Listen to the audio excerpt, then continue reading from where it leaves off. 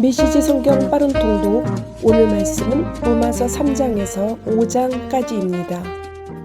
3장. 그렇다면 유대인인 것과 아닌 것, 다시 말해 하나님의 길에 대해 훈련받은 것과 그렇지 못한 것은 무슨 차이가 있을까요? 사실 큰 차이가 있습니다. 그러나 사람들이 흔히 생각하는 그런 차이는 아닙니다. 우선 유대인들에게는 하나님의 계시, 곧 성경을 기록하고 보존할 책임이 맡겨졌습니다. 그 과정에서 유대인들 중 일부가 자신의 임무를 저버렸던 것은 사실이지만 하나님은 그들을 저버리지 않으셨습니다. 여러분은 그들이 신실하지 못했다고 해서 하나님도 신실하기를 포기하실 수 있다고 생각합니까? 결코 그럴 수 없습니다. 세상이 다 거짓말을 일삼을 때에도 하나님은 끝까지 당신이 하신 약속을 지키시는 분입니다. 이 말은 틀림없습니다. 성경도 그렇게 말합니다. 주님의 말씀은 변함이 없고 참되십니다. 거부를 당해도 주님은 흔들리시지 않습니다. 그런데 이런 질문이 나올 수 있습니다. 우리의 악한 행위가 오히려 하나님의 의로운 행위를 분명히 드러내고 확증한다면 그 일로 우리는 오히려 칭찬받아야 하는 것 아닌가? 우리의 악한 말이 그분의 선한 말씀에 흠집 하나 내지 못한다면 하나님께서 우리를 다그쳐 우리 말의 책임을 묻는 것은 잘못된 것 아닌가?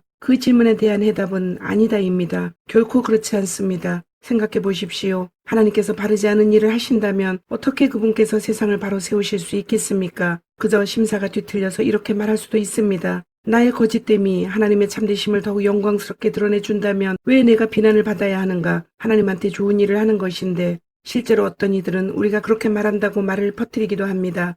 그들은 우리가 악을 더 많이 행할수록 하나님은 선을 더 많이 행하시니 악을 더 많이 행하자고 말하며 다닌다고 주장합니다. 이는 순전히 중상모략인 것을 여러분도 잘 아시리라 믿습니다. 모두가 침몰하는 배에 타고 있다. 그렇다면 우리의 처지는 어떻습니까? 우리 유대인들이 다른 이들보다 더 운이 좋은 것일까요? 사실 그렇지 않습니다. 기본적으로 우리는 유대인이든 이방인이든 모두 똑같은 조건에서 출발합니다. 다시 말해 우리는 다 죄인으로 출발합니다. 이 점에 대해 성경은 더할 나위 없이 분명합니다. 바르게 사는 자 아무도 없다. 단 한 사람도 없다. 사리분별하는 자 아무도 없고 하나님께 깨어있는 자 아무도 없다. 다들 잘못된 길로 접어들어 다들 막다른 길에서 헤매고 있다. 바르게 사는 자 아무도 없다. 그런 사람 단 한 사람도 나는 찾을 수 없다. 그들의 목구멍은 쩍 벌어진 무덤이요 그 혀는 기름칠한 듯 매끄럽다. 하는 말마다 독이 서렸고 입을 열면 공기를 오염시킨다. 올해의 죄인이 되려고 각축전을 벌이며 세상을 온통 비통과 파멸로 어지럽힌다. 사람들과 더불어 사는 법이라고는 기본조차 모르는 그들, 하나님은 안중에도 없다.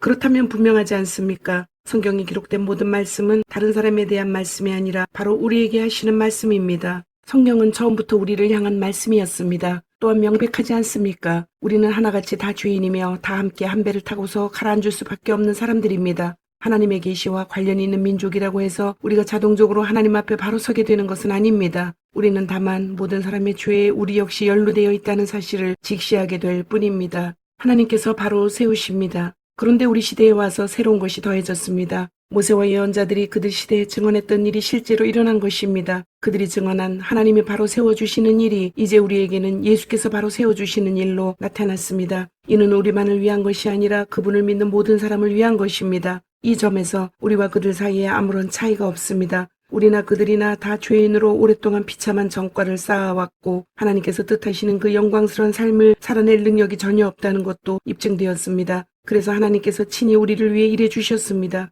순전히 은혜로 그분은 우리를 그분 앞에 바로 세워주셨습니다. 이는 전적으로 그분의 선물입니다. 그분은 우리를 진창에서 건져주셨고 우리가 있기를 늘 원하셨던 자리로 우리를 되돌려 주셨습니다. 바로 예수 그리스도를 통해 그 일을 하셨습니다. 하나님은 세상의 제단 위에 예수님을 희생제물로 삼으셔서 세상으로 하여금 죄를 면하게 해주셨습니다. 그분께 믿음을 둘 때 우리는 죄를 면하게 됩니다. 하나님은 이 일, 곧 예수의 희생을 통해 세상으로 하여금 그분 앞에서 죄를 면하게 해주신 이 일을 만천하에 드러내셨습니다. 하나님은 그동안 오래 참으신 죄들을 마침내 이렇게 처리해 주신 것입니다. 이는 분명히 드러난 일일 뿐 아니라 또한 지금 일어나고 있는 일입니다. 이것은 현재 진행 중인 역사입니다. 하나님은 모든 것을 바로 세워주고 계십니다. 또한 우리로 하여금 바로 세워주시는 그분의 의로우심 안에서 살 수 있게 해주십니다. 그렇다면 우리 교만한 유대인들의 옥신각신하는 주장들은 어떻게 되는 것입니까? 무효가 되는 것입니까? 그렇습니다. 무효가 되었습니다. 우리가 알게 된 것은 이것입니다. 우리가 행하는 일에 하나님이 응답하시는 것이 아니라는 것입니다. 사실은 하나님이 행하시는 일에 우리가 응답하는 것입니다. 마침내 우리는 이 사실을 깨닫습니다. 우리의 삶이 하나님과 또 다른 모든 사람들과 발맞춰 나가려면 우리가 그분의 발걸음을 따라가야지 거만하고 초조한 마음으로 우리가 행진을 이끌려고 해서는 안 됩니다. 그렇다면 하나님에 대해 독점권을 가졌다고 하는 우리 유대인들의 교만한 주장은 또 어떻게 되는 것입니까? 이 또한 무효가 되었습니다. 하나님은 유대인들의 하나님일 뿐 아니라 또한 이방인들의 하나님이기도 합니다. 하나님은 오직 한 분이신데 어찌 그렇지 않을 수 있겠습니까? 하나님은 당신이 하시는 일을 기꺼이 받아들이고 그 속으로 뛰어드는 사람이면 누구나 다 그분 앞에 바로 세워주십니다. 우리 종교의 제도를 따르는 이들뿐 아니라 우리 종교에 대해 들어본 적이 없는 이들도 마찬가지입니다. 그런데 우리가 초점을 우리가 행하는 일에서 하나님의 행하시는 일로 옮긴다는 것은 하나님의 규례와 법도를 신중히 따르던 삶을 취소한다는 말일까요? 전혀 그렇지 않습니다. 오히려 우리 삶 전체를 제자리에 놓음으로써 그 삶을 더 굳게 세웁니다. 4장, 하나님을 신뢰하십시오. 그렇다면 우리 믿음의 첫 조상 아브라함 이야기를 이 새로운 관점에서 보면 어떨까요? 만일 아브라함이 하나님을 위해 이른 일로 하나님의 인정을 얻어낸 것이라면 당연히 그 공로를 인정받았을 것입니다. 그러나 우리에게 전해진 이 이야기의 주인공은 하나님이지 아브라함이 아닙니다. 성경은 우리에게 이렇게 말합니다. 아브라함은 하나님이 그를 위해 하시는 일에 뛰어들었다. 바로 그것이 전환점이 되었다. 그는 자기 힘으로 바로 서려고 애쓰는 대신에 하나님께서 자신을 바로 세워주실 것을 신뢰했다. 만일 여러분이 열심히 해서 어떤 일을 잘해낸다면 여러분은 보수를 받을 자격이 생깁니다. 그때 여러분이 받는 것은 임금이지 선물이 아닙니다. 그러나 여러분이 그 일을 감당할 수 없어 오직 하나님만이 하실 수 있는 일이라고 인정하고 그분께서 해주실 것을 신뢰한다면 바로 그 신뢰가 여러분을 하나님에 의해 하나님 앞에 바로 세워줍니다. 이렇게 하나님 앞에 바로 서는 일은 여러분의 힘으로 아무리 오랫동안 수고하고 애쓴다 해도 결코 해낼 수 없는 일입니다. 이는 전적으로 그분의 선물입니다. 이 새로운 관점은 다윗에게서도 확증됩니다. 그는 자신의 공로 하나 없이 오직 하나님께서 모든 것을 바로 세워주실 것을 신뢰하는 사람은 복이 있다고 말합니다. 그 범죄가 지어지고 지은 죄가 말끔히 씻겨진 사람은 복이 있다. 주님께 그 죄를 청산받은 사람은 복이 있다. 혹시 여러분은 이런 복이 우리 종교의 길을 따르는 할례받은 사람들에게만 선언된다고 생각합니까? 우리가 따르는 길에 대해 들어본 적 없는 사람들, 하나님께 훈련받아 본 적 없는 사람들도 이런 복을 받을 수 있다는 생각은 못 해봤습니까? 일단 우리 모두가 동의할 수 있는 사실부터 말해보겠습니다. 아브라함이 하나님께 합당하다고 선언된 것은 그가 하나님께서 그를 위해 하시는 일을 받아들였기 때문입니다. 그렇다면 생각해 보십시오. 그 선언이 내려진 것은 그가 할례라는 언약의식을 통해 몸의 표시를 받기 전이었습니까? 그 후였습니까? 맞습니다. 표시를 받기 전이었습니다. 그렇다면 그가 할례를 받은 것은 하나님께서 그를 당신 앞에 바로 세우시려고 오래전부터 그를 위해 일해오신 것에 대한 증거이자 확증의 의미였다는 뜻입니다. 아브라함은 다만 하나님의 이 일을 자신의 온 삶으로 받아들였던 것입니다. 또한 이것은 아브라함이 모든 사람의 조상이라는 뜻이기도 합니다. 다시 말해 하나님께 아직 바깥 사람인 이들, 하나님의 백성으로 인정받지 못하는 이른바 할례받지 않은 사람들이라도 하나님께서 자신들을 위해 하시는 일을 받아들인다면 아브라함은 그들 모두의 조상도 된다는 것입니다.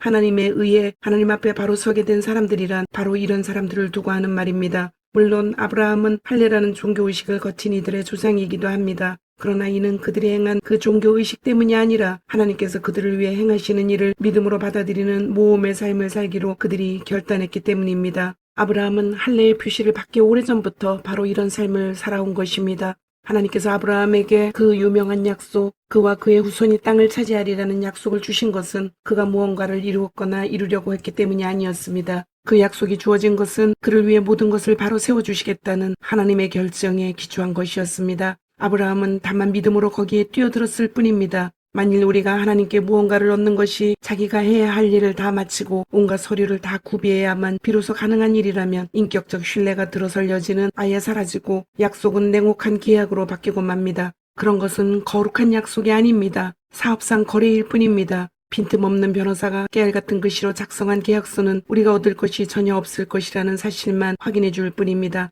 그러나 애초에 계약이란 없고 약속만이, 그것도 하나님의 약속만이 있는 것이라면 그것은 여러분이 깰 수 있는 것이 아닙니다. 바로 이런 이유로 하나님의 약속의 성취는 전적으로 하나님과 그분의 길을 신뢰하는 것, 하나님과 그분이 하시는 일을 단순히 받아들이는 것에 달려 있습니다. 하나님의 약속은 순전한 선물로 우리에게 옵니다. 바로 이것이 우리 종교적 전통을 따르는 사람들뿐 아니라 그런 것에 대해 들어본 적 없는 사람들도 그 약속에 확실히 참여할 수 있는 유일한 길입니다. 아브라함은 우리 모두의 조상이기 때문입니다. 그는 우리 민족의 조상이 아닙니다. 그렇다고 한다면 그것은 이야기를 거꾸로 읽는 것입니다. 그는 우리 믿음의 조상입니다. 우리가 아브라함을 조상이라고 부르는 것은 그가 거룩한 사람처럼 살아서 하나님의 주목을 받았기 때문이 아닙니다. 하나님께서 보잘것없던 아브라함을 불러 대단한 사람으로 만드셨기 때문입니다. 성경에서 우리가 늘 읽는 말씀, 하나님께서 아브라함에게 하신 말씀이 바로 이것 아닙니까? 내가 너를 많은 민족의 조상으로 세운다. 아브라함은 먼저 조상이라고 불렸고 그런 다음에 조상이 된 것입니다. 그것은 오직 하나님만이 하실 수 있는 일을 하나님께서 하실 것으로 그가 담대히 신뢰했기 때문입니다. 하나님께서는 죽은 사람들을 살리시고 말씀으로 무에서 유를 만들어내시는 분이십니다. 아무 희망이 없었음에도 불구하고 아브라함은 믿었습니다. 아브라함은 자신의 눈에 보이는 불가능한 것을 근거로 살지 않고 하나님께서 하시겠다고 말씀하신 약속을 근거로 살기로 결단한 것입니다. 그러므로 그는 허다한 민족의 조상이 되었습니다. 하나님께서 친히 그에게 말씀하셨습니다. 아브라함아, 너는 장차 큰 민족을 이룰 것이다. 아브라함은 자신의 무력함에 집중하지 않았습니다. 그는 소망이 사라졌다. 100살이나 먹은 이 늙은 몸으로 어떻게 아이를 볼 수 있겠는가 하고 말하지 않았습니다. 또 사라가 아기를 낳지 못한 수십 년을 헤아리며 체념하지도 않았습니다. 그는 하나님의 약속 주위를 서성거리며 조심스레 의심 어린 질문을 던지지도 않았습니다. 그는 그 약속 안으로 성큼 뛰어들었습니다. 그러고는 굳센 자, 하나님을 위해 준비된 자, 말씀하신 바를 이루실 하나님을 확신하는 자가 되어 나왔습니다. 그래서 이런 말씀이 기록되었습니다. 아브라함은 하나님이 그를 바로 세워주실 것을 신뢰함으로 하나님께 합당한 사람으로 선언되었다. 그러나 이것은 아브라함에게만 해당되는 이야기가 아닙니다. 이것은 우리의 이야기이기도 합니다. 우리가 아무 소망 없는 상황에서도 예수를 살리신 분을 받아들이고 믿을 때 우리 역시 동일한 말씀을 듣게 됩니다. 희생제물이 되어지신 예수께서 우리를 하나님께 합당한 사람으로 하나님 앞에 바로 세워진 사람으로 만들어 주셨습니다. 5장 인내를 기르라. 하나님께서 우리를 위해 늘 하고자 하셨던 일, 곧 그분 앞에 우리를 바로 세워주시고 그분께 합당한 사람으로 만들어주는 일에 우리는 믿음으로 뛰어들었습니다. 그러므로 지금 우리는 우리 주인이신 예수로 말미암아 하나님 앞에서 일을 누리고 있습니다. 그뿐 아닙니다. 하나님을 향해 우리 문을 활짝 열어젖히는 순간 우리는 그분께서 이미 우리를 향해 문을 활짝 열어놓고 계셨음을 발견합니다. 우리가 늘 있고자 원했던 그곳에 마침내 우리가 서 있음을 알게 됩니다. 우리는 하나님의 은혜와 영광의 그 넓고 탁 트인 공간에서 고개 들고 서서 소리 높여 찬양하는 우리 자신을 발견하게 됩니다. 그뿐 아닙니다. 온갖 환란에 포위되어 있을 때에도 우리는 소리 높여 찬양하기를 멈추지 않습니다. 환란이 우리 안에 열정어린 인내를 길러주고 그 인내가 쇠를 연마하듯 우리 인격을 단련시켜주며 우리로 하여금 하나님께서 장차 행하실 모든 일에 대해 늘 깨어있게 해준다는 것을 우리가 알기 때문입니다. 이 같은 희망 속에 늘 깨어있을 때 우리는 결코 실망하는 법이 없습니다. 오히려 정반대입니다.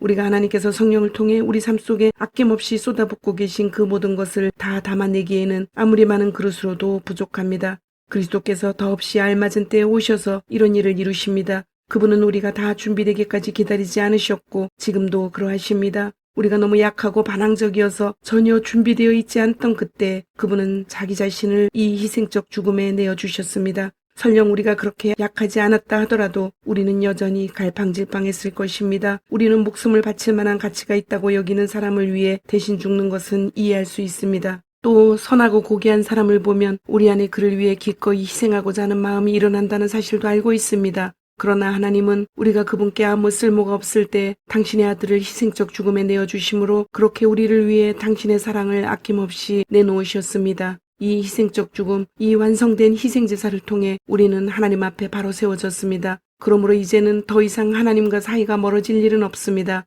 생각해 보십시오. 우리가 최악이었을 때에도 그분 아들의 희생적 죽음을 통해 우리와 하나님 사이가 친밀하게 되었습니다. 그렇다면 우리가 최선인 지금 그분의 부활 생명이 우리 삶을 얼마나 드높고 깊게 하겠습니까? 하나님과 친구가 되는 이 엄청난 선물을 실제로 받아 누리고 있는 우리는 더 이상 단조로운 산문적 표현에 만족할 수 없습니다. 우리는 노래하고 외칩니다. 메시아 예수를 통해 하나님께 우리의 찬양을 드립니다. 죽음을 부르는 죄, 생명을 주는 선물. 여러분은 아담이 어떻게 우리를 죄와 죽음이라는 딜레마에 처하게 만들었는지 들어서 알고 있을 것입니다.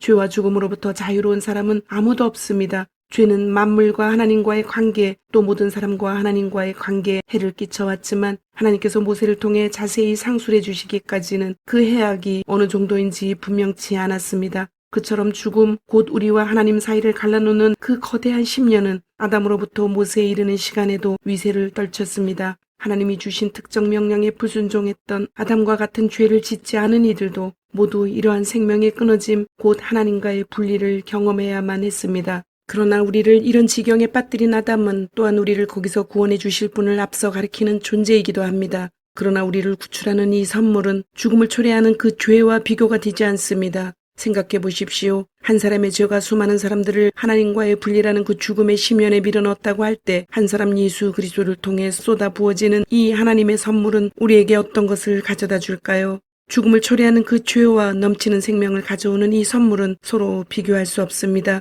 그 죄에 대한 판결로는 죽음의 선고가 내려졌지만 뒤따른 다른 많은 죄들에 대한 판결로는 경이로운 생명 선고가 내려졌습니다. 한 사람의 잘못을 통해 죽음이 위세를 떨쳤다면 이제 한 사람 예수 그리스도께서 마련해 주신 이 어마어마한 생명의 선물, 이 모든 것을 바로 세우시는 장대한 일을 두 팔 벌려 받아들이는 이들 안에서 이 생명이 이루어낼 가슴 벅찬 회복, 우리를 다스리는 생명이 어떤 것일지 여러분은 상상할 수 있겠습니까? 한마디로 말하면 이렇습니다. 한 사람이 잘못을 범해 우리 모두가 죄와 죽음이라는 공경에 처하게 된 것처럼 또 다른 한 사람이 올바른 일을 함으로써 우리 모두가 거기서 벗어날 수 있게 되었습니다. 사실 우리는 단순히 공경에서 건져진 것 이상입니다. 그분은 우리를 생명 속으로 이끌어 들이셨습니다. 한 사람이 하나님께 아니요라고 말함으로써 많은 사람이 잘못되었고 한 사람이 하나님께 예라고 말함으로써 많은 사람이 바르게 되었습니다. 일시적인 율법이 죄와 맞서 할 수 있었던 것이라고는 더 많은 율법 위반자들을 만들어내는 것이 전부였습니다.